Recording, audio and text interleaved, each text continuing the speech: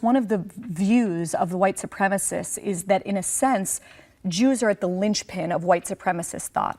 And the reason for that is that the majority of us, at least in this country, not in Israel, where the majority are of Middle Eastern or North African descent, the majority of Jews in America are of Ashkenazi or Eastern European descent, which means that they look like me, they can pass as white.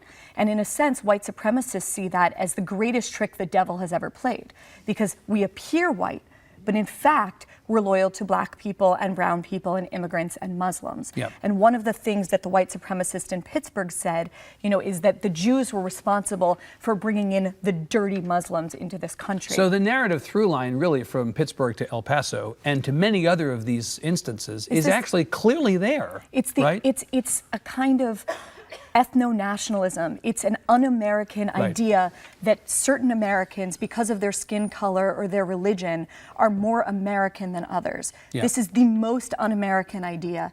The other way that I think many listeners will have heard an expression of this ideology, maybe without realizing it, when the marchers in Charlottesville shouted, "Jews will not replace us," I initially heard that as very simple.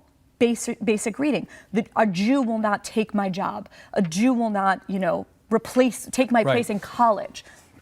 The way that it was actually meant is this idea that I just expressed to you, this idea of replacement theory, where Jews are playing the role of the wily puppeteer, replacing the white, real Americans with the brown, unreal ones. It's extraordinary to think of it in those terms, because it is simple these days to dismiss an act like this as a crazy person being crazy. And in fact, what we often hear after mass shootings is, well, it's not about guns, it's not about any particular reason. This person just was unbalanced, and this person was, it's an isolated incident. If you've seen one shooter or one shooting, you've seen one shooting. There's something that actually does connect a lot of this stuff. Well, I think what's important is, do ideas matter or do ideas not matter? I'm of the view that ideas matter. That is why I take jihadi violence very seriously, and why I take the spread of that ideology very seriously. That is also why I take the ideas of white supremacy very seriously. And if you just look at the data and the reporting, the ADL just came out with a new report, the Anti-Defamation League, on how white supremacy is becoming an internationalized movement.